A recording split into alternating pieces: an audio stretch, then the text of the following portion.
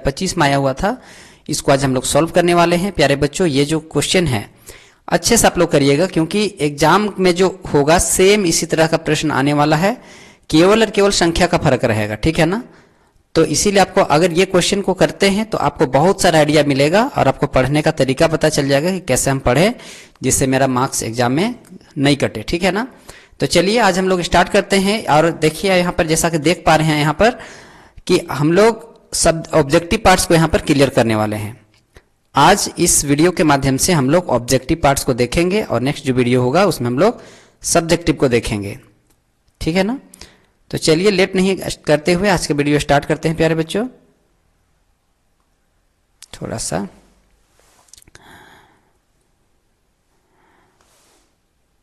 तो देखिए पहला क्वेश्चन क्या है बच्चों। पहला क्वेश्चन आप देख पा रहे होंगे 120 के कितने अभाज्य गुणनखंड है। सीधा सीधा है, 120 का अभाज्य गुणनखंड करिए और उसको गिनिए, जितना होगा वही आपका आंसर हो जाएगा। तो इसके लिए सबसे पहले क्या लिखेंगे हम 120, ठीक है ना। तो 120 जो होगा इसका हम लोग फैक्टर करेंगे। 2 छक 12 जीरो होगा, 2 तिया 6 जीरो, फिर 2 से 2 एकम 2, 2 पंजे 10, फिर 3 से 3 पंजे 15। आप चाहे तो इसको लिख लीजिए 2 गुने 2 गुने 2 गुने 3 गुना 5, है ना। तो देखिए यहाँ पर 1 2 3 4 5 कितना है, ये 5 है। तो ये अभाज्य गुणनखंड है। अभाज्य गुणनखंडों की संख्या कितनी है, 5 है, इसलिए राइट आंसर आपका हो जाएगा बी। नेक्स्ट क्वेश्चन है 5 तथा 0 का एचसीएफ। देखिए यहाँ पर क्या पूछ रहा है, 5 तथा 0 का एचसीएफ। एचसीएफ माने हाईएस्ट कॉमन फैक्टर, यानी कि मसा निकालना है आपको, ठीक है। मसा कैसे निकालेंगे आप लोग, तो इसके लिए क्या करना होगा। देखिए मसा क्या होता है, वह बड़ी से बड़ी संख्या होता है जो दिया गया संख्या दोनों संख्या से क्या लग जाएगा, भाग लग जाएगा, ठीक है। तो इसका जो होगा, देखिए अगर यदि 5 को देखेंगे तो 5 से पूरा पूरा भाग लग जाएगा, और 5 जो हो जाएगा 0 से भी पूरा पूरा भाग लग जाएगा, है ना। देखिए 5 जो है 5 से पूरा पूरा भाग लग जाएगा, 5 0 से भी पूरा पूरा भाग लग जाएगा। देखिए जैसे इसको हम क्या कर सकते हैं, 5 एकम 5, देखिए पूरा कट गया, और 0 को भाग देना किससे, 5 से। तो 5 का पढ़ा 0 बार बोलेंगे तो क्या हो जाएगा, 0 हो जाएगा। तो क्या हो रहा है, देखिए यहाँ पर ये जो है 5 जो है इस वाले 5 से भी भाग लग गया, और 5 जो है 0 से भी भाग लग गया। इसका मतलब वह बड़ी से बड़ी संख्या 5 ही है जो इन दोनों संख्या से भाग लगेगा। इससे बड़ा कोई संख्या नहीं है जो दोनों से भाग लग जाएगा, इसीलिए इसका आंसर क्या हो जाएगा, 5 हो जाएगा। इसमें बहुत सारा कॉन्ट्राडिक्शन है, इसका अलग अलग माध्यम से आप देखेंगे तो कहीं इसको परिभाषित बताया गया है, कहीं पर इसको अनंत बताया गया है, लेकिन राइट आंसर यही है प्यारे बच्चों, ठीक है ना। इधर उधर चक्कर में मत पड़िएगा, राइट आंसर इसका बी होगा, ठीक है ना। 5 इसका सही आंसर होगा। नेक्स्ट क्वेश्चन है निम्न में से कौन सा अपरिमेय संख्या है। अपरिमेय संख्या नहीं है पूछ रहा, निम्न में से कौन अपरिमेय संख्या नहीं है। अपरिमेय संख्या नहीं है मतलब परिमेय संख्या है, सीधा सीधा यही बोलना चाह रहा, ठीक है ना। निम्न में से कौन क्या है, अपरिमेय संख्या नहीं है, मतलब हमको परिमेय छांटना है, ठीक है। देखिए इस ऑप्शन को देखिएगा अगर, तो यहाँ पर √3 है और रूट के अंदर 3 है। √3 के अभाज्य संख्या, अभाज्य संख्या में अगर यदि रूट रहता तो मैंने बताया आपको कि क्या हो जाएगा, वो अपरिमेय संख्या। देखिए यहाँ पर √7 अपरिमेय संख्या, यहाँ पर √5 अपरिमेय संख्या। तो ये तीनों के तीनों क्या है, अपरिमेय संख्या है। इसको आप गौर से देखिए, यहाँ पर 64/81 है बच्चों, क्या है 64/81 है। तो यहाँ जो है देखिए इसका वर्गमूल अगर इसको अलग अलग करके लिखेंगे तो 64, और यहाँ पर क्या हो जाएगा 81 रूट के अंदर। अब 64 का वर्गमूल क्या हो जाएगा 8, 81 का वर्गमूल क्या हो जाएगा 9, यानी कि 8/9 है इसका राइट आंसर हो जाएगा। यहाँ पर 8/9 क्या है, परिमेय संख्या है, तो परिमेय संख्या हो गया, दैट मीन्स यही इसका सही आंसर हो जाएगा ए। नेक्स्ट क्वेश्चन, तो बच्चों देखिए क्वेश्चन नंबर 4 क्या है, निम्न में से कौन द्विघात बहुपद का आरेख नहीं है। द्विघात बहुपद का आरेख नहीं है, इसका मतलब इसमें है कि 3 जो है द्विघात बहुपद का आरेख है ना। तो याद रखिएगा, देखिए यहाँ पर 1 2 दो जगह कटा है तो ये द्विघात बहुपद का आरेख हो जाएगा। 1 2 दो जगह कटा, द्विघात बहुपद का आरेख हो जाएगा। अच्छा ये एक जगह कटा है तो क्या ये द्विघात बहुपद का आरेख नहीं होगा, ये भी होगा। प्यारे बच्चों याद रखिएगा, ऐसा जो होता है ना, ये जो लाइन बनता है इस तरह से टेढ़ी लाइन, इसको हम लोग कहते हैं परवलय। क्या बोलते हैं, परवलय। तो ये जो परवलय होता है ना, ये जो होता है वास्तविक मूल जो होंगे, जिस भी बहुपद के वास्तविक मूल होंगे उसके इस तरह से परवलय बनते हैं, और जिसके वास्तविक मूल नहीं होते यानी कि जो काल्पनिक जो होता है ना मूल, उसको हम लोग कहते हैं इस तरह से परवलय होगा, यानी कि दो जगह नहीं काटेगा, मतलब एक शख्स को काटेगा नहीं। जैसे आप लोग देखते होंगे जब मूल निकालते हैं, डी निकालते हैं, डी बराबर बी ए स्क्वायर माइनस 4ac, तो कहीं कहीं होता होगा ना डी का मान 0 से छोटा हो जाता होगा, यानी कि माइनस में हो जाता होगा। तो माइनस में जो होता है ना डी का वैल्यू, उसमें इस तरह का परवलय बनेगा, ठीक है ना। लेकिन इसमें देखिए ये भी द्विघात है, लेकिन इसमें वास्तविक मूल नहीं है, इसमें वास्तविक मूल नहीं होगा लेकिन होगा, ठीक है ना। तो इसमें जो होगा देखिए 1 2 3 जगह काटा है, तो ये क्या हो जाएगा, त्रिघाती बहुपद की ये हो जाएगा आलेख। तो यहाँ पर द्विघाती नहीं है, उसको पूछा है, दैट मीन्स ये त्रिघाती है, तो राइट आंसर इसका हो जाएगा ये, यानी कि डी इसका सही आंसर है, मान लीजिएगा डी। नेक्स्ट क्वेश्चन है बहुपद 2 minus x into x minus 1 के शून्यकों का गुणनफल। देखिए आप जानते होंगे कोई भी बहुपद जो होता है उसका शून्यक होता है, तो शून्यकों का हम लोग योगफल की भी कर सकते हैं और गुणनफल भी कर सकते हैं। तो ये जो बहुपद होगा इसका हमको बहुपद के जो शून्यक होंगे दोनों शून्यक निकालना है, शून्यकों को गुना कर देना, तो इसका गुणनफल हो जाएगा। तो इस क्वेश्चन को बनाने का तरीका देखिए, पहले आप लोग 2 माइनस एक्स और इंटू में एक्स माइनस 1, पहले इसको हल कीजिए। तो देखिए 2 माइनस इसको इंटू कीजिएगा तो एक्स स्क्वायर और माइनस और माइनस प्लस हो जाएगा, यहाँ पर हो जाएगा एक्स, होगा ना। यहाँ पर देखिए इसको जो है सो द्विघात बहुपद को आप लोग जानते होंगे, सबसे बड़ा घात वाला पहले होना चाहिए, तो ये हो जाएगा माइनस एक्स स्क्वायर, ये उसके बाद में प्लस एक्स होगा और लास्ट में अचर पद होगा यानी कि 2 होगा। अब इसमें देखिए शुरू में माइनस नहीं होता है, तो माइनस को हटाएंगे, अब क्या करेंगे माइनस कॉमन ले लेंगे, तो माइनस यहाँ पर कॉमन लेंगे, तो माइनस कॉमन ले लेंगे, क्या हो जाएगा माइनस और माइनस प्लस हो जाएगा, यानी कि एक्स स्क्वायर प्लस और माइनस माइनस एक्स, और यहाँ पर माइनस और प्लस माइनस का 2। अब देखिए गुणा करने पे आपको कितना मिलना चाहिए, 2 मिलना चाहिए, और जोड़ने घटाने पे एक्स, तो इसको जो है सो एक्स स्क्वायर और माइनस में क्या हो जाएगा 2x और प्लस में x हो जाएगा माइनस 2। देखिए यहाँ क्या हुआ, अगर यदि हम 2x में 1x घटाएंगे तो x बचेगा, और 2 से 1 को गुना करेंगे तो 2 एकम 2 हो जाएगा। अब यहाँ पर कॉमन निकाल लीजिए, कॉमन इन दोनों में क्या है, x कॉमन है, तो x माइनस हो जाएगा 2, और यहाँ पर प्लस का 1 कॉमन है, तो प्लस का 1 कॉमन है, क्या बच जाएगा x माइनस 2। तो इस तरह से आप देखेंगे कि इस ब्रैकेट के बाहर क्या है बच्चों, x है, इस ब्रैकेट के बाहर में +1 है, और यहाँ पर जो है x माइनस 2 है बराबर में 0।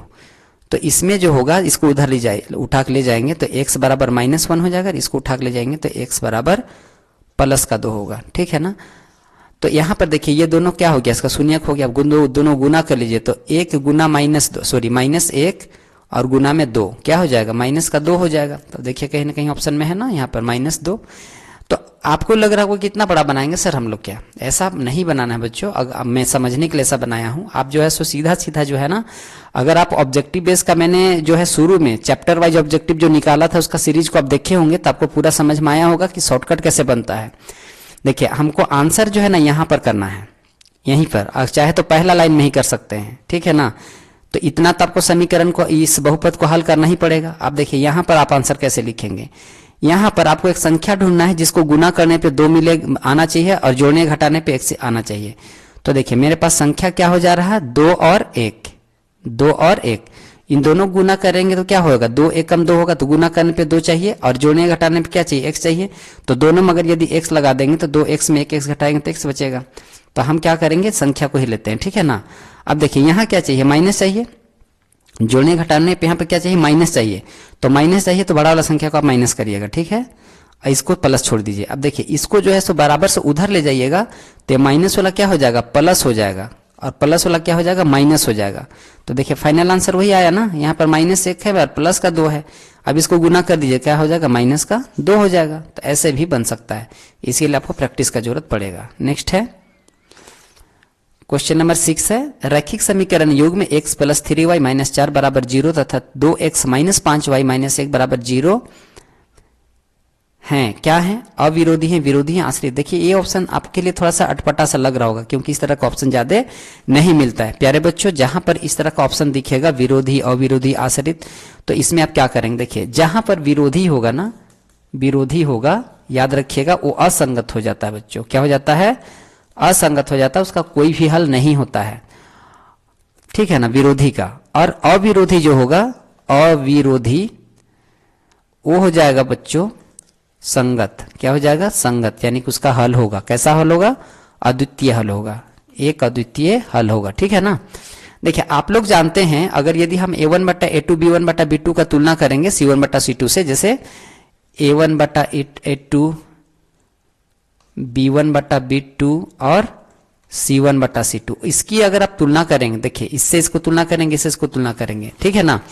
तो आप जानते होंगे अगर यदि यहाँ तीन कंडीशन बनता है a1 बटा a2 बराबर नहीं होता है b1 बटा b2, तो इसका अद्वितीय हल होता है, ये संगत होता है, एक अद्वितीय हल होगा, ठीक है ना। और अगर यदि a1 बटा a2 जो होगा बराबर b1 बटा b2, सॉरी बच्चों, a1 बटा a2 बराबर होगा b1 बटा b2 और बराबर होगा c1 बटा c2, तो इसके जो होगा ना अपरिमित रूप से अनेक हल होगा, रेखाएं संपाती हो जाएगी और अनेक हल होगा, ठीक है ना। एक मिनट, अनेक हल है ना। अनेक हल की कंडीशन में क्या होती है, दोनों को दोनों, जैसे ग्राफ ऐसे काटेंगे ना तो लाइन जो होगा ना दोनों को दोनों लाइन सेम के ऊपर, मतलब एक लाइन के ऊपर दूसरा लाइन चढ़ जाएगा इस तरह से, ठीक है ना। तो इसको कहते हैं अनेक हल, ये रेखाएं संपाती होती है। और किसमें कोई हल नहीं होता है तो याद रखिएगा a1 बटा a2 बराबर होगा b1 बटा b2 और बराबर नहीं होगा c1 बटा c2, कोई हल नहीं होगा। तो कोई हल नहीं होता है उसको हम लोग बोलते हैं क्या, विरोधी, ठीक है ना। सुना है बात, कोई हल नहीं होता उसको बोलते हैं विरोधी। जहां पर एक अद्वितीय हल होता है उसको बोलते हैं विरोधी और अनेक हल होता है उसको बोलते हैं क्या बोलते हैं, संपाती। तो चलिए हम लोग इसको तुलना करते हैं किस तरह का जो आता है देख लेते हैं, उसके बाद हम लोग आंसर छांट लेंगे। तो देखिए यहां पर पहला जो समीकरण है सो है यहां पर a1 बटा a2 अगर करेंगे तो देखिए इस समीकरण में a1 क्या है, 1 है, इसमें से a1 क्या है, 2 है, तो ये हो गया 1 बटा 2। इस तरह से b1 बटा b2, तो b1 क्या है यहाँ पर 3 है और यहाँ पर b2 क्या है माइनस का 5 है। तो देखिए यहाँ पर 1 बटा 2 और यहाँ पर 3 बटा माइनस 5, तो क्या 1 बटा 2 और 3 बटा माइनस 5 बराबर है, बेशक ये दोनों बराबर नहीं है और बराबर नहीं है तो इसका क्या हो जाएगा, अद्वितीय हल होगा, यानी कि एक अद्वितीय हल होगा। और हल तो है ना, और हल है तो क्या हो जाएगा, ये विरोधी का अविरोधी, अविरोधी, तो अविरोधी हो जाएगा, इसका राइट आंसर हो जाएगा ए। नेक्स्ट क्वेश्चन है बच्चों, तो देखिए क्वेश्चन नंबर 7 क्या है, समीकरण युग्म 3x plus 4y 3x plus 4y is equal to 10 and 2x minus 2y is equal to 2, हमको क्या करना है, इसका हल करना है, ठीक है ना। जो बच्चे इंग्लिश मीडियम के हैं उनके लिए इंग्लिश में भी क्वेश्चन है, देख पाएंगे आप लोग। The solution of pair of equation 3x plus 4y is equal to 10 and 2x minus 2y is equal to 2, मतलब हमको क्या करना है, इसको हल करना है प्यारे बच्चों। कोई भी एक मेथड लगा लीजिए, विलोपन विधि, प्रतिस्थापन विधि, वज्र गुणन विधि, जो मेथड आपको समझ में आता है। इस तरह का क्वेश्चन में अगर कोई विधि पूछा नहीं है तो कोई भी विधि लगा सकते हैं। तो हम लोग इसको ना विलोपन विधि से हल करते हैं। विलोपन विधि थोड़ा क्या है, ईजी है, ठीक है ना। तो क्या करेंगे, सबसे पहले आप समीकरण को लिखिए 3x प्लस में 4y और बराबर में 10। दूसरा समीकरण है 2x माइनस में 2y बराबर में कितना है, 2 है। आपको इस तरह से एक लाइन खींच लेना है, देखिए इसको क्रॉस कराना है, या तो 3 और 2 को क्रॉस कराइए, चाहे तो 4 और 2 को। तो हम लोग x को बराबर करना चाह रहे हैं, इसलिए x में जो वैल्यू है इसका हम लोग क्या करेंगे, क्रॉस कराएंगे। यहाँ पर देखिए ये 3 समीकरण समीकरण नंबर 1 में है तो 3 को नीचे लाएंगे, और ये 2 समीकरण नंबर 2 में है तो इसको ऊपर ले जाएंगे। देखिए यहाँ पर 3 बटा 2 है, यहाँ पर हो गया 2 बटे 3, यानी कि क्रॉस हो गया। गुना कीजिए, 3 दूनी 6x, इसको गुना कीजिए, प्लस में 2 चौके 8y बराबर में 10 दूनी 20, फिर इसको गुना करेंगे 3 दूनी 6x, इसको गुना करेंगे तो माइनस में 3 दूनी 6y बराबर में 3 दूनी 6।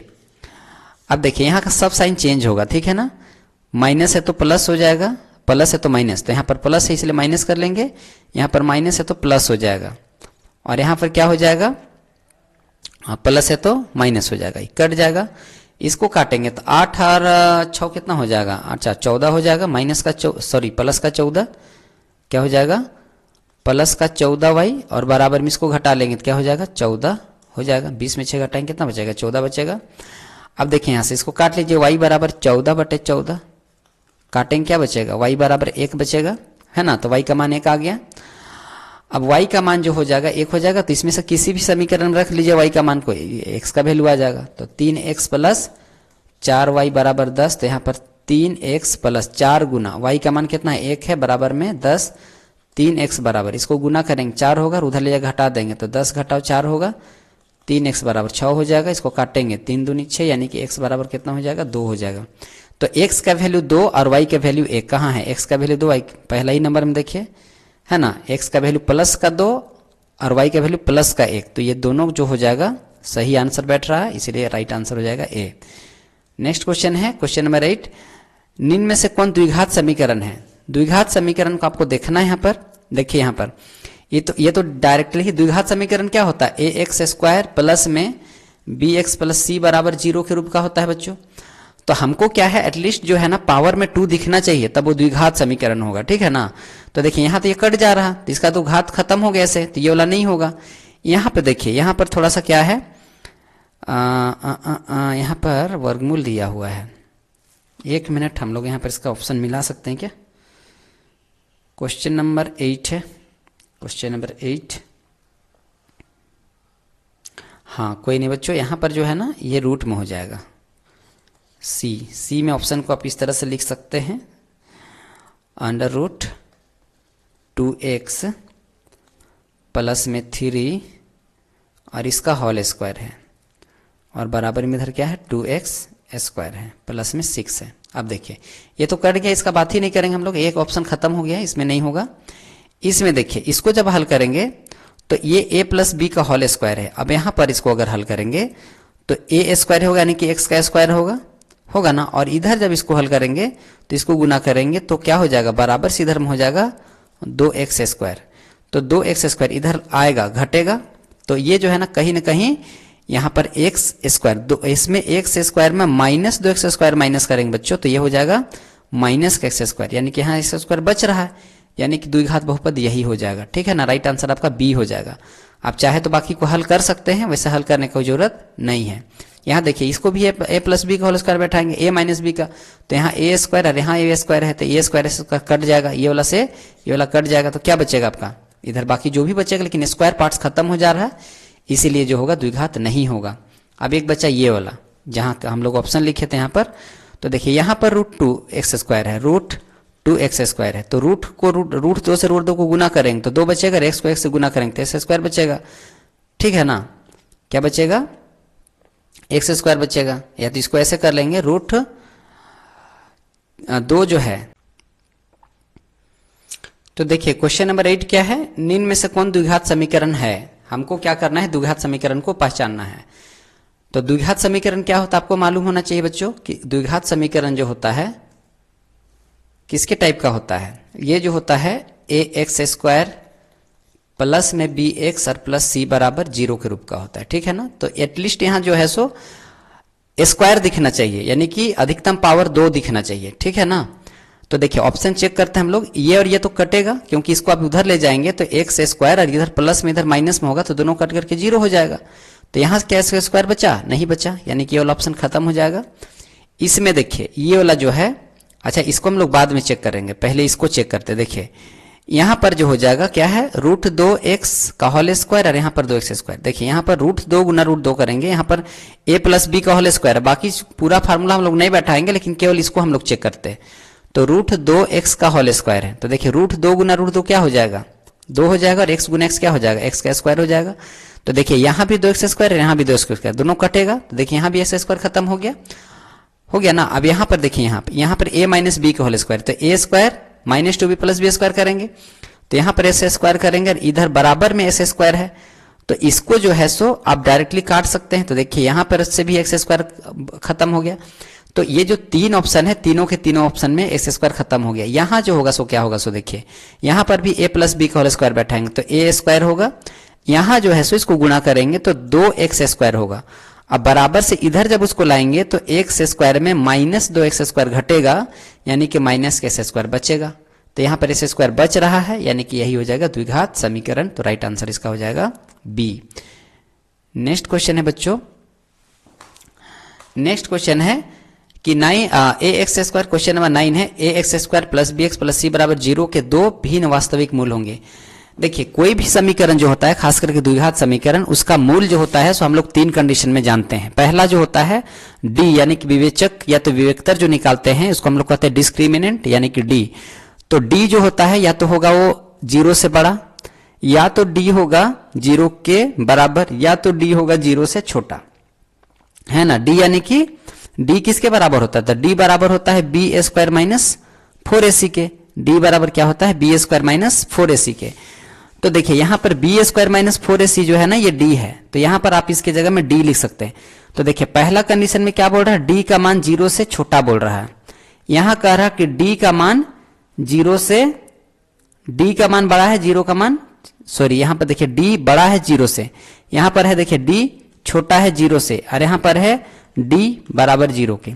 तो देखिए दो वास्तविक मूल, इसमें जो होता है ना दो वास्तविक मूल होगा और भिन्न मूल होगा, ये वाला कंडीशन में क्या हो जाएगा, दो वास्तविक और असमान, असमान यानी कि यहां पर जो मूल निकलेगा बच्चों सो वास्तविक होगा और दोनों मूल जो होगा अलग अलग होगा। जैसे हम लोग बहुपद का या समीकरण का वैल्यू निकालेंगे तो x चाहे y का जो वैल्यू आएगा सो एक का आएगा, मान लेते हैं x का वैल्यू एक आएगा 2 तो एक आएगा 3, हो सके एक 4 आएगा तो एक आएगा 5, एक -2 तो एक -5, इस तरह से मूल अलग अलग होगा। तो इसको कहते हैं दो वास्तविक और अलग अलग मूल। इस तरह से दोनों के दोनों मूल समान हो जाता है, इसमें कोई मूल नहीं प्राप्त होता, मतलब इसमें वास्तविक मूल प्राप्त नहीं होता है, ठीक है ना। तो हमको क्या बोल रहा है, दो भिन्न वास्तविक मूल। तो पहला वाला कंडीशन में हो जाएगा जहां पर डी का मान 0 से बड़ा होता है, इसमें दो भिन्न वास्तविक मूल प्राप्त होता है, राइट आंसर हो जाएगा ए। नेक्स्ट क्वेश्चन है बच्चों, नेक्स्ट क्वेश्चन क्या है,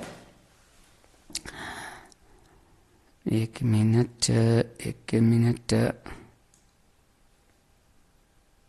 हाँ अगला क्वेश्चन देखेंगे।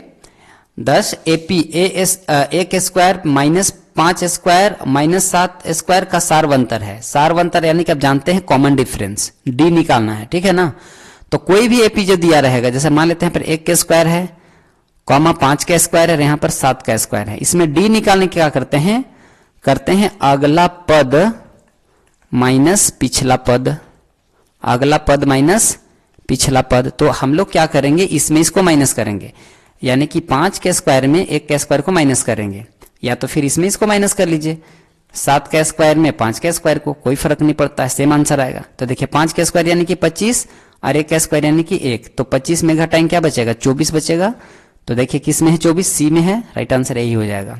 नेक्स्ट क्वेश्चन है बच्चों, एपी में यदि डी -4 n बराबर 7 और an बराबर 4 है, यानी कि किसी एपी के d जो है सो कॉमन डिफरेंस -4 दिया हुआ है, n का वैल्यू 7 दिया हुआ है और an दिया है 4, तो a का मान ज्ञात करना है आपको, ठीक है ना।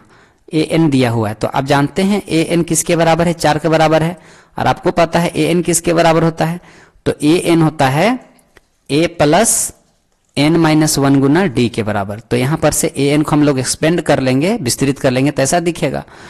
अब यहां पर जो है इसके बराबर है, ये 4 के बराबर है। a का वैल्यू कितना है बच्चों, तो a का वैल्यू तो निकालना है हमको, तो a को छोड़ देंगे, प्लस में n का मान कितना है 7 है, -1 और गुना d का मान कितना है यहाँ पर -4 है, बराबर में 4। इसको हल कर लीजिए, काम हो जाएगा। a प्लस देखिए 7 में 1 घटाएंगे तो 6 बचेगा, 6 में 4 को गुना करेंगे तो क्या हो जाएगा, देखिए 7 में 1 तो 6, 6 से 4 को गुना 24, लेकिन यहाँ पर माइनस यहाँ पर प्लस, तो प्लस और माइनस माइनस 24, ठीक है ना, और बराबर में क्या हो जाएगा 4। तो a बराबर 4 और ये माइनस उधर जाएगा तो प्लस का 24 हो जाएगा, जोड़ लेंगे तो a बराबर 24 और 4 28 हो जाएगा, यानी कि राइट आंसर हो जाएगा सी। नेक्स्ट क्वेश्चन है, बिंदु 36,15 की दूरी मूल बिंदु से कितनी होगी। देखिए यहां पर आपको एक ग्राफ का जरूरत पड़ेगा, ठीक है ना, समझने के लिए, अदरवाइज तो आप जानते ही हैं, आप लोग बहुत मैथ बनाए होंगे मुझको पता है, इसीलिए ये सब चीज़ आप लोग जानते होंगे।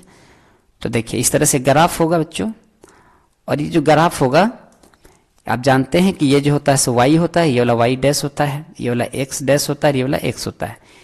ये जो दोनों x और y अक्ष जहां पर कटता है, इस कटान बिंदु को हम लोग बोलते हैं मूल बिंदु। तो मूल बिंदु के निर्देशांक कितना होता है 0 और 0।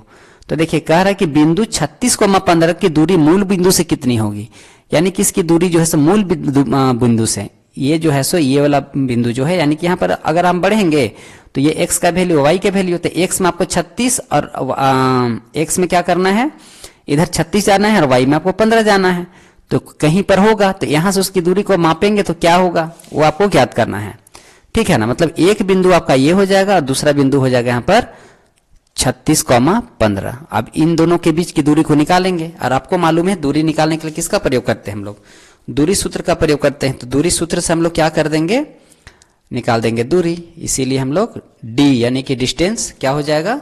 तो डिस्टेंस फार्मूला आप जानते हैं, दूरी सूत्र क्या जानते हैं, x2 माइनस x1 का होल स्क्वायर और प्लस में y2 माइनस y1 का होल स्क्वायर, है ना। तो d बराबर x2 इसको आप क्या मान लेंगे, x1 y1, और इसको मान लेंगे x2 y2। हालांकि आप इसको भी x1 y1 मान सकते हैं, कोई दिक्कत नहीं होने वाला है, ठीक है ना, कोई दिक्कत नहीं होगा। तो चलिए x2 कितना है बच्चों, 36 है। तो 36 माइनस कितना, 0 का होल स्क्वायर प्लस में y2 कितना है यहाँ पर 15, तो 15 माइनस 0 का होल स्क्वायर, और ये हो जाएगा अंडर रूट, है ना। तो d बराबर 36 में 0 माइनस करेंगे कितना हो जाएगा, 36 हो जाएगा। 36 में 0 घटाएंगे तो 36, और इसका स्क्वायर प्लस में यहाँ पर 15 में 0 घटा लेंगे हो जाएगा 15, और इसका स्क्वायर ये हो जाएगा अंडर में रूट। तो देखिए 36 को अब 36 गुना करेंगे तो हो जाएगा 1296, कितना होगा 1296, और प्लस 15 को 15 से गुना करेंगे 225, और यहाँ पर रूट हो जाएगा। तो d बराबर क्या हो जाएगा बच्चों, इसको जोड़ देंगे तो ये हो जाएगा रूट के अंदर 1531, क्या हो जाएगा 1531, ठीक है ना। और 1531 जो होगा किसका वर्गमूल है, तो 39 का है। वर्गमूल निकाल के देखिएगा आप लोग, किसका हो जाएगा 39 का। तो इसका राइट आंसर हो जाएगा C 39, ठीक है। आई होप आपको समझ में आ गया हो। क्या करना है आपको, इनके दोनों के बीच की दूरी को ज्ञात कर देना है डिस्टेंस फार्मूला से, वही इसका आंसर हो जाएगा। नेक्स्ट क्वेश्चन है, यहां पर है कि बिंदुओं 3,4 और -3,8 को मिलाने वाले रेखाखंड का मध्य बिंदु का निर्देशांक है। मध्य बिंदु का निर्देशांक यानी कि मध्य बिंदु बोल रहा है, दैट मीन्स इसमें मध्य बिंदु का सूत्र लगेगा। मध्य बिंदु सूत्र आप जानते होंगे, x1 प्लस x2 बट्टा में 2 और कॉमा में y1 प्लस y2 और बट्टा में 2। अब कौन x1 y1 है, देखिए ये जो है x1 है, ये वाला y1 है, ये वाला x2 है, ये वाला y2 है। तो x1 प्लस x2 यानी कि 3 प्लस -3 और बटा में 2, comma y1 plus y2, y1 कितना है 4 है, और प्लस में y2 कितना है 8 है, और बटा में कितना 2। बस सॉल्व कर लीजिए, काम हो जाएगा। इसमें जो हो जाएगा 3 प्लस और माइनस 3 में 0 घटाएंगे तो हो जाएगा, देखिए प्लस और माइनस हो जाएगा 3 और बटा में 2, 8 और 4 12 और बटा में 2। तो देखिए इसमें घटाइएगा तो 0 होगा, तो 0 बटा 2 यानी कि ये 0 हो जाएगा, और यहाँ पर 2 छक 12 यानी कि 6। तो 0 और 6 देखिए कहाँ है, 0 और 6 डी में आंसर है। तो राइट आंसर इसका हो जाएगा बच्चों डी, ठीक है। तो देखिए क्वेश्चन नंबर 14 क्या है बच्चों, निम्न में से कौन दो त्रिभुज समरूप होते हैं। दो त्रिभुज, देखिए यहां पर है पहला समकोण त्रिभुज, तो क्या दो समकोण त्रिभुज समरूप होंगे। देखिए यहां पर मैं एक समकोण त्रिभुज बना रहा हूं, और यहां पर यह भी एक समकोण त्रिभुज है, यह भी एक समकोण त्रिभुज है, ठीक है ना। तो क्या ये दोनों समरूप है, बिल्कुल नहीं है, दोनों समरूप नहीं है। समकोण तो दोनों है लेकिन समरूप नहीं है। उसके बाद देखिए यहां पर एक समद्विबाहु त्रिभुज का बात कर रहा है, तो समद्विबाहु त्रिभुज आप बना लीजिए। देखिए समद्विबाहु त्रिभुज ये हो गया, इसके दो भुजक क्या हैं, बराबर हैं। तो ये एक समद्विबाहु त्रिभुज है, और एक समद्विबाहु त्रिभुज समद्विबाहु त्रिभुज ये भी है, देखिए ये भी समद्विबाहु है। तो क्या ये दोनों जो है समरूप है, बिल्कुल भी नहीं है। अगला है समबाहु त्रिभुज। समबाहु का मतलब होता है सभी भुजा का माप बराबर होता है। देखिए एक त्रिभुज ये हुआ और दूसरा त्रिभुज ये हुआ, समबाहु मतलब सभी भुजा का माप बराबर। तो देखिए दोनों में एक जैसा दिख रहा है, ये बेशक साइज में बड़ा छोटा है लेकिन रूप क्या है, दोनों का एक जैसा है। दोनों का रूप क्या है, एक जैसा है। तो दोनों का रूप एक जैसा है तो क्या हो जाएगा, ये समरूप हो जाएगा। तो समरूप कौन से त्रिभुज होते हैं, समबाहु त्रिभुज। तो राइट आंसर इसका क्या होगा बच्चों, सी हो जाएगा। नेक्स्ट क्वेश्चन देखते हैं। आकृति में ये जो आकृति आप देख पा रहे होंगे, ठीक है ना, चलिए आप दिख रहा होगा। आकृति में DE समानांतर BC है, आकृति में DE समानांतर BC है। तो x का मान ज्ञात कीजिए, ठीक है ना, x का मान आपको ज्ञात करना है। यहां पर आप देख पाएंगे कि ये जो भुजा है ना, इस भुजा के समानांतर है, ठीक है। ये जो भुजा है बच्चों, ये वाला भुजा इस भुजा के समानांतर है। तो हमको यहाँ पर x का वैल्यू निकालना है। आप लोग प्रमेय 6.1 को देखे होंगे तो वहां पर अगर यदि यहां पर जो है सो 3 भुजा है, एक भुजा ये पूरा बड़ा वाला, ये वाला भुजा और ये भुजा। अगर ABC की बात करेंगे तो AB BC और CA क्या है, 3 भुजा है। तो इसमें से BC भुजा के समानांतर यहाँ पर एक रेखा है, तो ये रेखा जो है ना AD को DB को मतलब AB को बराबर अनुपात में यानी कि AD बटा DB में और यहां पर AE बटा EC में विभाजित करेगा, AE बटा EC में ये विभाजित करेगा, ठीक है ना। तो हम इसी का यूज करेंगे और इसका हम लोग वैल्यू निकाल लेंगे। तो चलिए देखते हैं यहां पर क्या हो जाएगा, AD, इस तरह का क्वेश्चन आएगा ही आएगा, आपका कंफर्म है क्वेश्चन आएगा, AD बटा DB और उसके बाद बराबर क्या हो जाएगा, AE बटा EC हो जाएगा। अब देखिए यहां से यहां का वैल्यू क्या है, x है, तो x लिख लीजिए और यहां से यहां DB कितना है, x प्लस 5 है, तो x प्लस 5 हो जाएगा बराबर में। देखिए यहां जो है सो इंडिकेशन समझिए, यहां से यहां तक का पूरा दूरी 13 सेंटीमीटर है और यहां से यहां 6 है, तो यहां कितना हो जाएगा, 7 हो जाएगा। देखिए पूरा 13 है और यहां से यहां तक कितना है, 6 है, तो यहां से यहां का वैल्यू कितना होगा, 7 होगा, तब ना 7 और 6 13 होगा। तो यहां पर जो है सो AE का वैल्यू आप लेंगे 6 और यहां पर EC का वैल्यू हो जाएगा 7। बस आप तिरछा तिरछी गुना कर लीजिए, वैल्यू निकल जाएगा।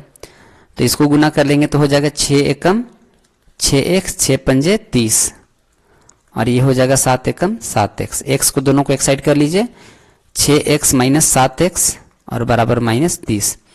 इसको माइनस कर लेंगे तो क्या हो जाएगा बच्चों, माइनस का x और हो जाएगा माइनस का 30, माइनस से माइनस कैंसिल हो जाएगा, तो x का वैल्यू क्या हो जाएगा 30। राइट आंसर हो जाएगा D। नेक्स्ट क्वेश्चन है, यदि त्रिभुज ABC समरूप त्रिभुज PQR, कोण B जो है 47 डिग्री है और 83 डिग्री है और कोण A का मान ज्ञात करना है। हमको दो त्रिभुज बनाना है। सबसे पहले हम क्या करेंगे, एक इस तरह से त्रिभुज बनाएंगे, दूसरा त्रिभुज यहाँ पे बनाएंगे। दोनों त्रिभुज क्या है, समरूप है, मतलब दोनों का रूप एक जैसा है, ठीक है ना।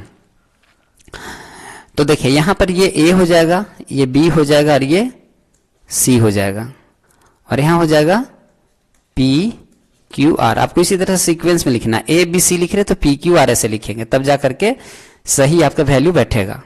तो कोण B का मान देखिए, कोण B का मान है 47 डिग्री, कितना है 47 डिग्री है। कोण R का वैल्यू है 83, कोण R का वैल्यू है 83 डिग्री।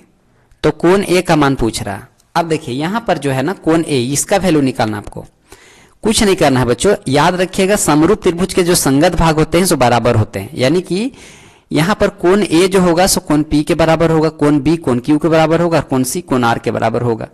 तो देखिए यहां पर जो होगा कोण R का वैल्यू कितना है 83 डिग्री, तो कोण C भी कितना हो जाएगा 83 डिग्री हो जाएगा। अब देखिए त्रिभुज में आपको दो कोण पता चल गया, ये कोण इस कोण के बराबर है, ये कोण इस कोण के बराबर है, ये कोण इस कोण के बराबर है। तो अगर यदि ये 83 है तो ये भी 83 होगा ना, तो ये 83 और यहाँ पर 47 है, तो हम तीनों कोणों का योग निकालेंगे त्रिभुज का, 180 घटा देंगे तो ये निकल जाएगा, यानी कि 47 और 83 कितना हो जाएगा, 7 3 10 8 8 4 12 1 13 130 और 130 जो होगा सो 180 में 130 को आप माइनस कर लेंगे तो कितना हो जाएगा 50 डिग्री हो जाएगा। तो 50 डिग्री किस में है, एक में है, तो इसका 16 का हो जाएगा ए सही उत्तर। नेक्स्ट क्वेश्चन है, क्वेश्चन नंबर 17 है, बिंदु Q से किसी वृत्त की स्पर्श रेखा की लंबाई 24 सेंटीमीटर है और केंद्र से Q की दूरी 25 सेंटीमीटर है। तो वृत्त की त्रिज्या है यानी कि कितना है। तो सबसे पहले हम लोग एक वृत्त बना लेते हैं।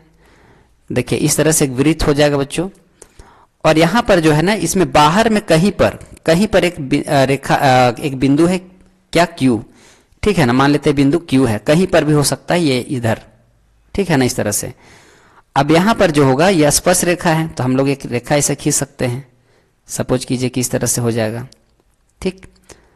इसको हम लोग सीधा, एक मिनट देखिए, हम लोग पहले इसी को खींच लेते हैं, कोई दिक्कत नहीं है, इस तरह से, है ना।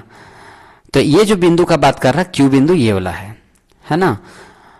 Q की दूरी 25 सेंटीमीटर है और इसकी जो दूरी है, केंद्र से जो दूरी है इसकी Q की वो 25 सेंटीमीटर। देखिए केंद्र से Q की दूरी कितना है 25 सेंटीमीटर। तो केंद्र कहाँ है, यहां पर कहाँ है केंद्र, ये इसका केंद्र हो जाएगा। तो यहां से इसकी दूरी कितना है 25 सेंटीमीटर, है ना। अब इसको आप यहां से मिला दीजिए इस तरह से, तो यहाँ पर 90 डिग्री का एंगल बन जाएगा।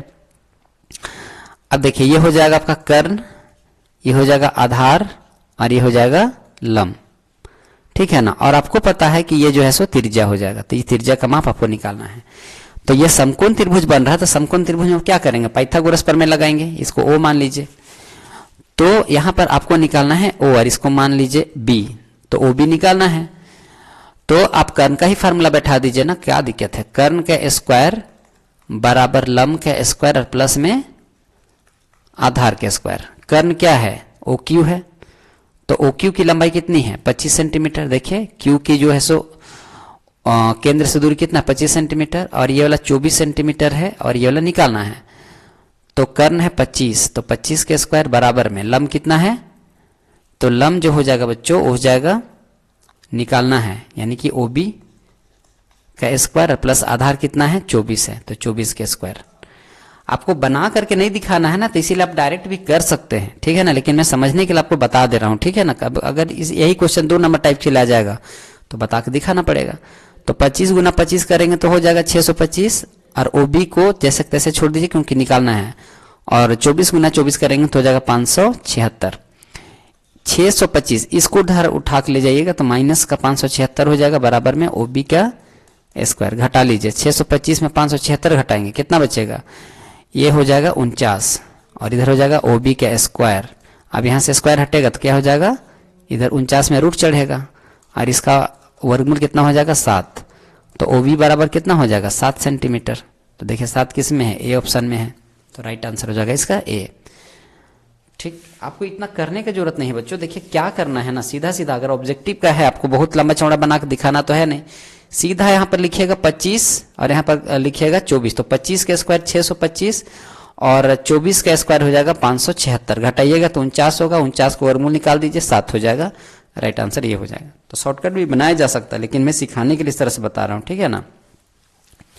क्वेश्चन नंबर 18 है, वृत्त को 2 बिंदुओं पर प्रतिच्छेद करने वाली रेखा को क्या कहते हैं। जैसे आपके पास एक वृत्त है ना, ये वाला वृत्त है। अब एक कोई रेखा है, सपोज कीजिए ये रेखा, तो देखिए ये रेखा जो है वृत्त को कितने जगह पर काट रही है, 1 2, तो इस रेखा को क्या बोलते हैं, छेदक रेखा बोलते हैं। वृत्त को 2 बिंदुओं पर प्रतिच्छेद करने वाली रेखा को छेदक रेखा कहते हैं। तो राइट आंसर इसका क्या हो जाएगा, छेदक। कहीं है आंसर, देखिए छेदक रेखा सी में है। नेक्स्ट क्वेश्चन, यहाँ पे देखिए दी गई आकृति AB बड़े वृत्त की जीवा है। ये जो AB है ना, सो बड़ा वृत्त का जीवा है, और छोटा वृत्त का यह स्पर्श रेखा है। तो कहता है कि जीवा की लंबाई यानी कि AB की लंबाई ज्ञात करना है, AB आपको ज्ञात करना है। अब देखिए बच्चों यहाँ पर क्या है ना, यहाँ पर इस तरह से एक त्रिभुज बन रहा है, ये वाला त्रिभुज बन रहा है ना, और ये समकोण त्रिभुज है। क्यों, क्योंकि ये जो है स्पर्श रेखा है, ये वाला इसमें त्रिज्या है। तो स्पर्श रेखा त्रिज्या पर क्या होती है, लंब होती है। तो इसके हिसाब से आप देखेंगे तो यहाँ पर 90 डिग्री के एंगल बन रहा है, मतलब ये एक समकोण त्रिभुज है। और समकोण त्रिभुज है तो यहाँ पर हम पाइथागोरस प्रमेय लागू कर सकते हैं। पाइथागोरस प्रमेय लागू करेंगे तो क्या हो जाएगा, कर्ण के स्क्वायर बराबर, इसको बस यहाँ पर ये वाला हमको निकालना है, पूरा AB निकालना है। तो ये जो रेखा होगा ना, ये रेखा, ये लंब जो होगा सो इस AB को समद्विभाजित कर रही है, 2 बराबर भागों में बांट रही है, आपको ये सब पता होगा, ठीक है ना। तो अगर यदि हमको यहाँ से यहाँ का दूरी पता चल जाएगा, उसको 2 से गुना कर देंगे तो पूरा AB पता चल जाएगा। तो देखिए कैसे करेंगे, पहले हम लोग इसको निकालेंगे। तो ये जो हो जाएगा यहाँ पर कर्ण के स्क्वायर, तो कर्ण क्या है OA, तो OA का स्क्वायर बराबर लंब के स्क्वायर और प्लस में आधार के स्क्वायर। तो लंब क्या हो जाएगा OP और प्लस आधार, आधार यानी कि AP, तो AP आपको निकालना है। तो देखिए OA कितना है 5, 5 के स्क्वायर, OP कितना है 3, 3 के स्क्वायर, और प्लस में AP निकालना है आपको, AP को छोड़ दीजिए। तो देखिए यहाँ पर क्या हो जाएगा, 5 पंजे 25 और 3 तिया 9, इधर आ जाकर माइनस में हो जाएगा, और यहाँ पर AB का स्क्वायर। तो 25 में 9 घटाएंगे कितना बचेगा, 16 बचेगा। यहाँ से स्क्वायर हटेगा, रूट होगा, वर्गमूल निकलाएंगे 4 हो जाएगा। तो 4 हो जाएगा AB, क्या हो जाएगा AP, सॉरी यहाँ पर AP होगा, AP होगा यहाँ पर। AP कितना निकल गया 4 सेंटीमीटर, है ना। और मैंने क्या कहा कि ये जो है सो समद्विभाजक है, किसका, इसका। तो अगर यदि AP यहाँ से यहाँ 4 है तो ये भी 4 होगा, तो 4 और 4 को जोड़ेंगे कितना हो जाएगा 8 हो जाएगा। तो जो हो जाएगा राइट आंसर इसका B हो जाएगा। नेक्स्ट क्वेश्चन है, क्वेश्चन नंबर 20 देखिए यहाँ पर क्या है कि सेक ए बराबर 5/3 है तो साइन ए का मान निकालना है। देखिए इसके लिए मैंने ट्रिक बताया था जब त्रिकोणमिति पढ़ाया था, याद रखिएगा। फार्मूला आपको याद करने का कोई जरूरत नहीं है, त्रिकोणमिति अनुपात याद रहे ना रहे कोई दिक्कत नहीं है, आराम से हम काम कर सकते हैं। क्या लिखिएगा यहाँ पर, लल्ला आम लाया कच्चे कच्चे आम, ये आपको याद होना चाहिए। और यहाँ पर साइन कॉस टेन, साइन का उल्टा कोसेक सेक, और यहाँ पर हो जाएगा कॉट, ठीक है ना। तो देखिए सेक ए दिया हुआ है, सेक ए कितना है 5/3, सेक ए मतलब ये क्या हो जाएगा कोस का उल्टा सेक, तो ये आधार बटे कर्ण है तो हो जाएगा कर्ण बटे आधार। तो कर्ण बटे आधार कितना है 5/3। बस एक त्रिभुज बनाइए यहाँ पर आप, समकोण त्रिभुज, ठीक है ना, समकोण त्रिभुज बन गया। अब यहाँ पर देखिए मेन एंगल आपको क्या लेना है कि इसको ए को लेना है, क्यों, क्योंकि यहाँ पे सेक ए है तो यहाँ पर ए कर लीजिए, कहीं भी कर सकते हैं यहाँ छोड़ करके, ये तो 90 डिग्री हो जाएगा ना, ये दोनों में कहीं पर ए लिख सकते थे, तो ये हो जाएगा ए, इसको आप कर लीजिए बी और इसको कर लीजिए सी, कोई दिक्कत नहीं है। अब देखिए यहाँ पर ये मेन एंगल है तो मेन एंगल सामने क्या होता है लंब होता है, तो ये लंब हो जाएगा और ये आधार हो जाएगा, ये कर्ण है तो फिक्स ही रहेगा, ठीक। अब देखिए कर्ण का मान कितना है 5 है, आधार का मान है 3 है ना। तो अगर आप पाइथागोरस त्रिक को जानते होंगे ना तो ये कितना हो जाएगा 4 हो जाएगा। निकाल कर अगर दिखाना चाहते हो तो निकाल सकते। देखिए 5 का स्क्वायर 25 और 3 का स्क्वायर कितना 9, तो यहाँ पर 25 में 9 घटाएंगे तो बचेगा 16, 16 का वर्गमूल कितना हो जाएगा 4 हो जाएगा, तो ये हो जाएगा 4। ऐसे भी आपको अगर पाइथागोरस त्रिक लिखना है ना तो देखिए इस तरह से ट्रिक होता है, 3 मैं लिख देता हूँ एक जगह, आपको कहीं ना कहीं ये काम आएगा, तो याद रखिएगा। यहाँ पर ये इसका जो हो जाएगा भुजा 4 हो जाएगा। तो देखिए पाइथागोरस त्रिक क्या है बच्चों, यहाँ पर 3 से स्टार्ट कीजिए, 3 4 और 5, ठीक है ना। अब यहाँ पर 3 दूनी 6 8 और 5 दूनी 10, बस इसका मल्टीपल में आगे बढ़िए, तो 6 8 और 10 पाइथागोरस त्रिक है। अगर यदि एक भुजा 8 है दूसरा भुजा 10 है, तीसरा भुजा उसका 6 हो जाएगा। इसी प्रकार से 3 6 9, यहाँ पर 4 8 12 5 10 15, तो 9 3 6 9 4 8 12 5 10 15, तो देखिए ये भी क्या हो जाएगा पाइथागोरस त्रिक हो जाएगा। तो इसको आगे आप बढ़ाते जाइए, 3 का मल्टीपल में इसमें बढ़िए, 4 का मल्टीपल में बढ़िए, 5 का मल्टीपल में बढ़िए, जितना भी नंबर आएगा वो क्या हो जाएगा पाइथागोरस त्रिक ही आएगा। तो देखिए क्वेश्चन नंबर 21 क्या है बच्चों कि निम्न में से किसका मान 0 के बराबर है, ठीक है ना, किसका मान 0 के बराबर है। तो हम लोग इसमें क्या करेंगे ना, वैल्यू को पुट करेंगे, ठीक है। कैसे, सो देखिए यहां पर 10 0 है तो 10 0 का वैल्यू कितना होता है, 10 0 का वैल्यू होता है बच्चों कितना हो जाएगा 0, 10 0 का वैल्यू कितना हो जाएगा, यहां पर cos 0 जो होता है उसका वैल्यू हो जाता है 1, साइन 90 का वैल्यू हो जाता है, साइन 90 का वैल्यू हो जाता है 1, और कॉट जो होता है 0 का वैल्यू होता है नॉट डिफाइन ND, ठीक है ना। तो देखिए क्या बोल रहा है निम्न से किसका मान 0 के बराबर, तो 0 किसके बराबर था 10। देख लीजिए आप टेबल निकाल करके, मैंने आपको टेबल निकालना बताया है। देखिए टेबल जो होता है ना से एंगल यहाँ पर लिखते होंगे sine 0 degree, sine cos 10 cosec, इसका जो होता है ना उस सारे के सारे वैल्यू को निकालना, आपको रटना नहीं है। उसके लिए मैंने एक वीडियो बना रखा है, ठीक है, लाइव सेशन मैंने उसका बेसिक को पढ़ाया था, और उसी बेसिक में एक बच्चा जो कोई था लगातार कहे जा रहा था कि सर क्वेश्चन बताइए क्वेश्चन बताइए क्वेश्चन बताइए। देखिए बेसिक जब तक नहीं पढ़ेंगे ना तो आप लोग जो है सो क्वेश्चन को बना ही नहीं पाएंगे ढंग से, और बार बार आपको पीछे मुड़ के देखना पड़ेगा। तो उससे बेहतर है कि आप जो है सो कुछ ना ऐसा कीजिए जिससे आपको टेबल बनाना फार्मूला बनाना खुद से आ जाए, क्यों रट्टा मारिएगा। तो वहां पर है जाकर के लाइव सेशन में आप देख सकते हैं, त्रिकोणमिति का जो बेसिक चैप्टर है वहां पर मैंने टेबल निकालना आराम से एकदम निकाल पाएंगे, ऐसा वीडियो इसमें पढ़ाया हुआ है, ठीक है। और नहीं तो मैं ग्रुप में जो बच्चे लोग हैं ग्रुप में शेयर कर दूंगा, ठीक है। तो यहाँ पर देखिए राइट आंसर इसका हो जाएगा किसका मान 0 के बराबर है, तो इसमें एक ही वैल्यू जो है सो 10 0 का वैल्यू 0 होता है, राइट आंसर इसका हो जाएगा ए। नेक्स्ट क्वेश्चन है, अगला क्वेश्चन है क्वेश्चन नंबर 22। यहाँ पर देख पा रहे हैं आप 5 10 स्क्वायर ए माइनस 5 सेक स्क्वायर ए बराबर, मतलब कि इसके बराबर जो होगा सो क्या होगा, इसको सॉल्व करेंगे तो क्या मिलेगा। देखिए क्वेश्चन बड़ी सिंपल क्वेश्चन है लेकिन थोड़ा सा घुमाया है। 5 10 स्क्वायर ए माइनस 5 सेक स्क्वायर ए, तो देखिए दोनों भाग में क्या है 5 है, तो 5 को आप कॉमन निकालेंगे तो 10 स्क्वायर ए, और यहाँ पर क्या हो जाएगा, यहाँ पर हो जाएगा बच्चों माइनस में सेक स्क्वायर ए, दोनों में से 5 क्या हो गया बाहर निकल गया। अब देखिए आपको जो है ना एक सौरसमीका याद होगा। सौरसमीका क्या है, तो सौरसमीका है बच्चों 1 प्लस 10 स्क्वायर ए बराबर सेक स्क्वायर ए। ये सौरसमीका आपको याद होना चाहिए। 3 सौरसमीका है, 3 से फिर 3 बनता है। सारे चीज जो है सो आपको बताया गया है।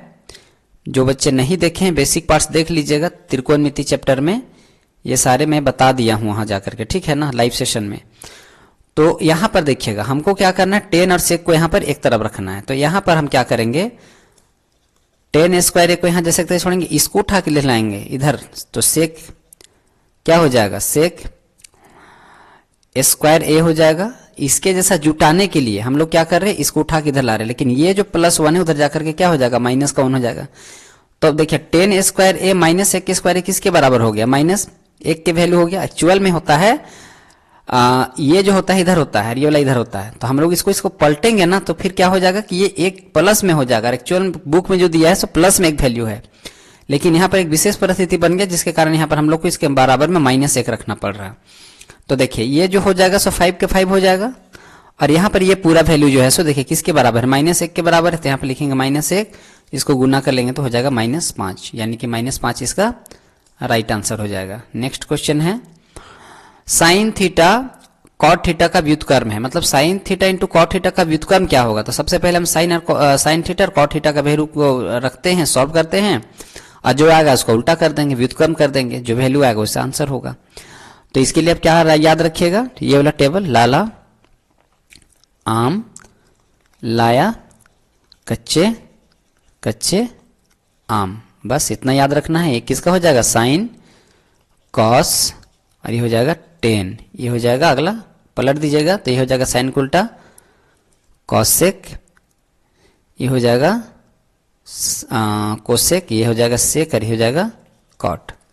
ठीक, तो देखिए साइन थीटा कॉट थीटा, तो साइन का वैल्यू क्या होता है, लंब बटे कर्ण, ये हो जाएगा लंब बटे कर्ण गुना, यहाँ पर ये जो है सो गुना का साइन है, गुना कॉट थीटा। तो कॉट का वैल्यू क्या हो जाएगा, 10 को उल्टा कोट, तो यहाँ पर है लंब बटे आधार, तो हो जाएगा आधार बटे लंब, पलट देंगे ना, लंब से लंब कटे क्या बचेगा, आधार बटे क्या बचेगा, आधार बटे कर्ण बचेगा ना।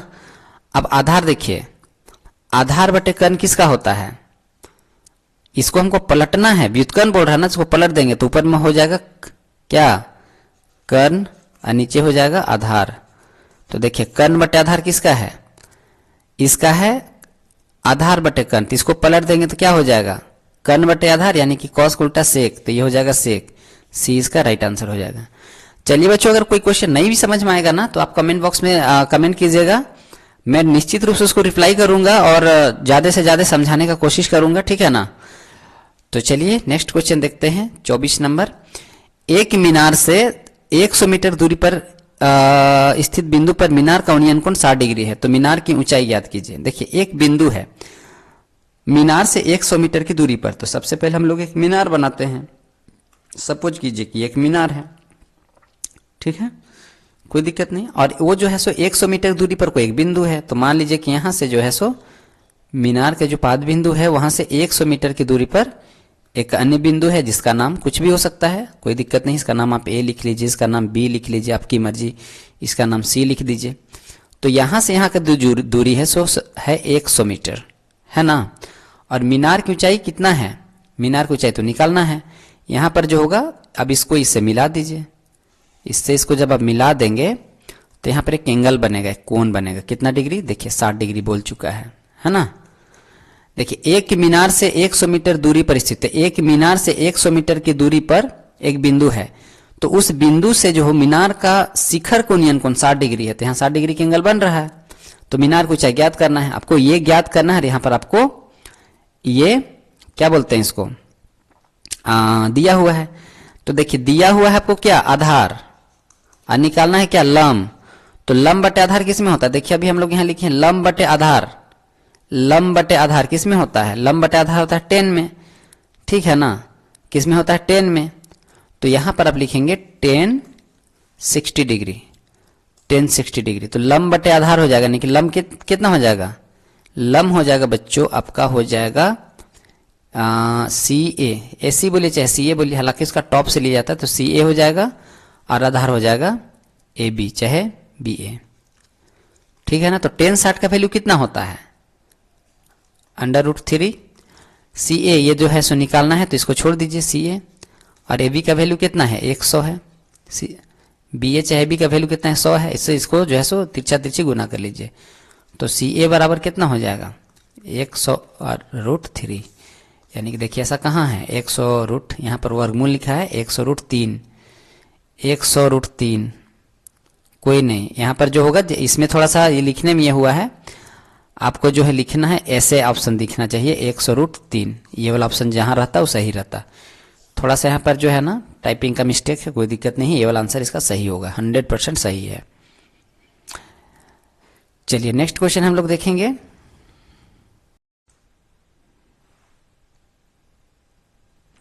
देखिए क्वेश्चन नंबर 25 क्या है कि कोण थीटा एवं त्रिज्या आर वाले त्रिज्यखंड की चाप की लंबाई।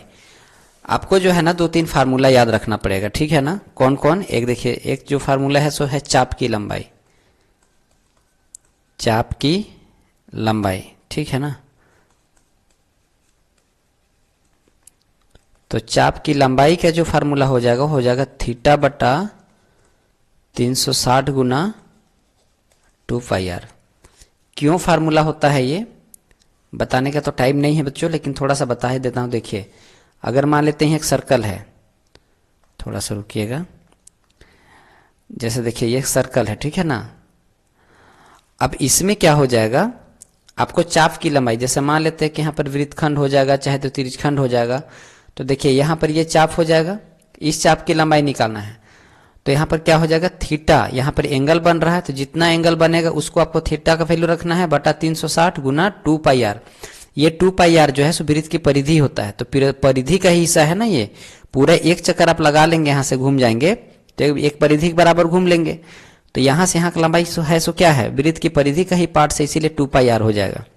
तो चाप की लंबाई ये होता है, आपको याद रखना है। उसके बाद में आपका दूसरा जो फार्मूला हो जाएगा वो हो जाएगा त्रिज्यखंड का क्षेत्रफल, त्रिज्यखंड का क्षेत्रफल। आपको क्वेश्चन बोल जाएगा थीटा डिग्री वाले त्रिज्यखंड का क्षेत्रफल ज्ञात कीजिए, तो त्रिज्यखंड का क्षेत्रफल का सूत्र हो जाएगा थीटा बटा 360 गुना πr²। और एक और फार्मूला याद रखिएगा आप लोग, वृत्तखंड का क्षेत्रफल। वृत्तखंड, जैसे मान लेते हैं यहाँ पर वृत्त है, देखिए यहाँ पर एक खंड ये हो गया और एक पूरा बड़ा खंड हो गया, तो उसका क्षेत्रफल यानी कि वृत्तखंड का क्षेत्रफल निकालना होगा। तो वृत्तखंड का क्षेत्रफल बराबर क्या हो जाएगा? ये फार्मूला हो जाएगा थीटा बटा 360 गुना में हो जाएगा πr² माइनस में 1/2 r² साइन थीटा, ठीक है। ये फार्मूला आपको याद रखना है, थीटा बटा 360 गुना πr² माइनस में 1/2 r² और साइन थीटा। ये 3 फार्मूला आपके लिए बहुत इंपॉर्टेंट है, खास करके वृत्तखंडों से संबंधित जो क्षेत्रफल है उस चैप्टर के लिए, ठीक है ना। तो इसको उतार लीजिएगा आप लोग कहीं ना कहीं। 100% ये जो है ना, ये 3 में से एक ना एक क्वेश्चन आने वाला है परीक्षा में। तो देखिए क्या है कि कोण थीटा एवं त्रिज्या वाले त्रिज्यखंड के चाप की लंबाई, यहाँ पर चाप की लंबाई पूछा जा रहा है, तो चाप की लंबाई के लिए भी मैंने फार्मूला क्या बताया?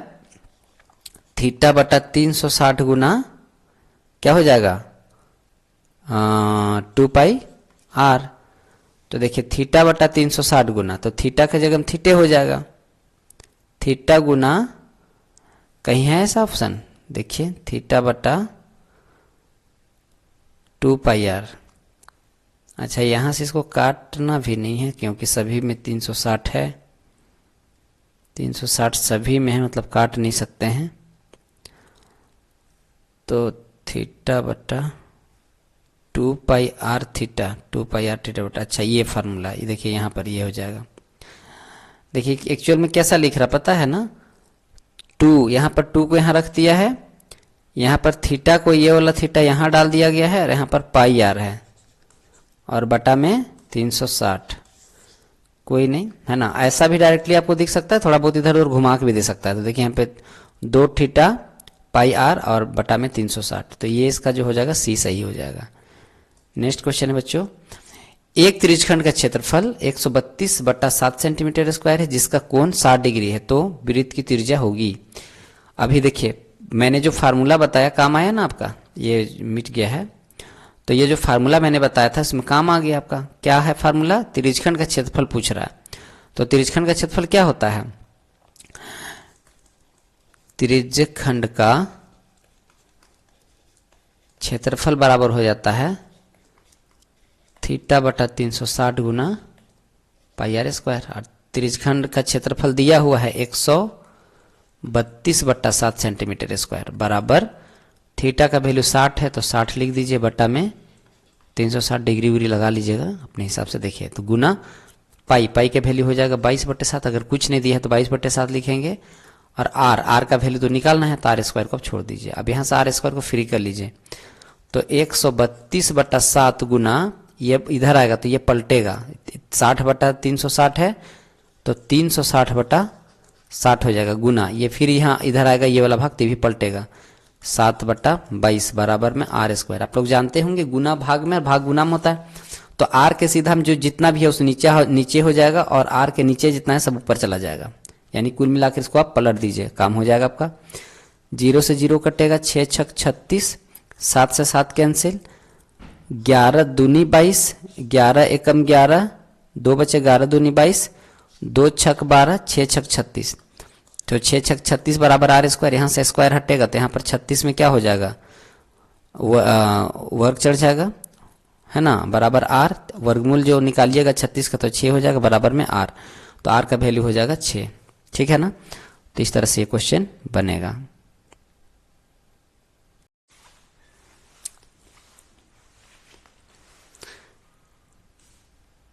तो देखिए यहाँ पर अगला क्वेश्चन क्या है बच्चों, 27 नंबर, 2.4 सेंटीमीटर ऊंचाई 2.4 सेंटीमीटर और व्यास 1.4 सेंटीमीटर वाले ठोस बेलन में से इसी ऊंचाई और इसी व्यास का एक शंक्वाकार खोल काट लिया जाता है।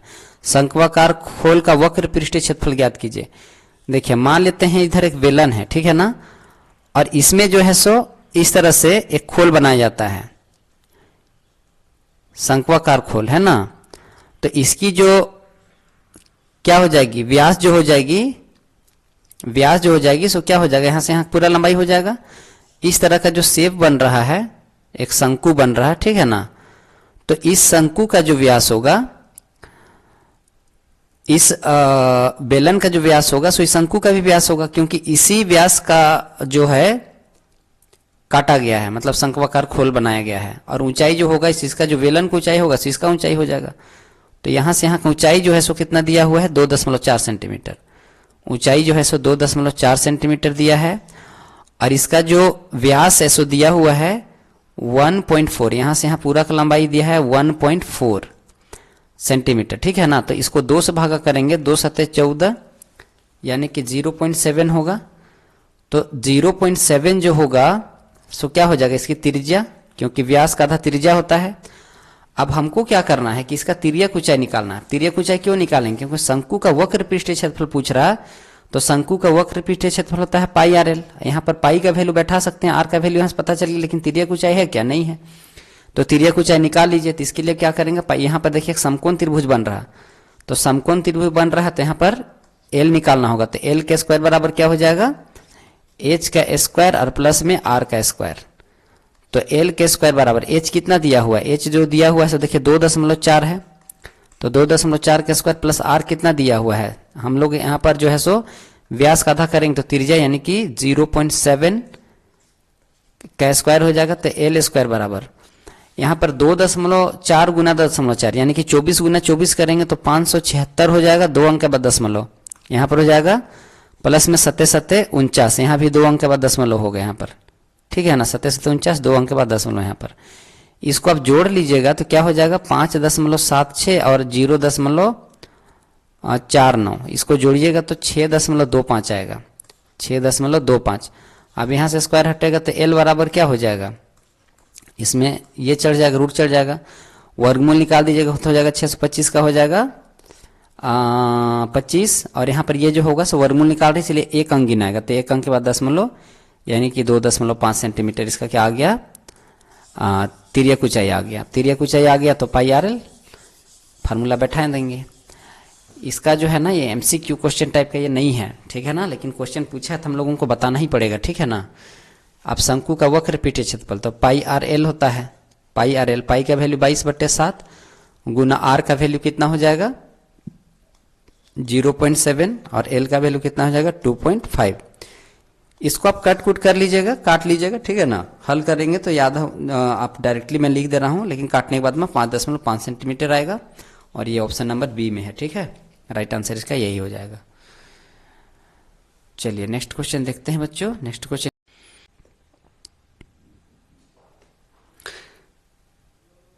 देखिए, अगला क्वेश्चन जो है 28 नंबर, एक ठोस घनाभ के आकार की है जिसकी बीमाएं 15 सेंटीमीटर, 10 सेंटीमीटर और 3.5 सेंटीमीटर है, तो ठोस का आयतन क्या होगा। मतलब हमको क्या करना है, घनाभ है तो सीधा सीधे हमको क्या करना है, घनाभ का आयतन निकालना है। और घनाभ का आयतन बराबर क्या होता है आपको पता है, एल गुना बी गुना एच होता है। तो एल गुना बी गुना एच कर लेंगे, काम हो जाएगा। लंबाई कितना है 15, चौड़ाई कितना है 10 और ऊंचाई कितना है 3.5, ठीक है ना। तो यहां पर आप क्या करिएगा कि इसको जो है सो गुना कर लीजिएगा, ठीक है। तो इसको गुना कीजिए, 15 दहाई के कितना होगा 150 होगा और गुना 3.5। तो इसको जब आप गुना कर लेंगे तो क्या हो जाएगा 525 और यहाँ पर जो हो जाएगा एक जीरो हो जाएगा। इसको 15 से 35 गुना करेंगे तो 525 हो जाएगा, जीरो लग जाएगा। लेकिन यहाँ पर देखिए एक अंक के बाद दशमलव था तो यहाँ पर दशमलव बैठा लीजिएगा। तो 525 सेंटीमीटर आयतन निकाल रहे तो क्यूब, तो 525 सेंटीमीटर क्यूब किस में है, बी में। राइट आंसर यही हो जाएगा। बस कुछ नहीं, फार्मूला बैठाइए, सॉल्व कीजिए, आपका आंसर, ठीक है ना। नेक्स्ट है प्रथम 10 अभाज्य संख्याओं की माध्यिका निकालना है। प्रथम 10 संख्याओं का माध्यिका, आप देखिए प्रथम 10 अभाज्य संख्या कौन कौन होगा।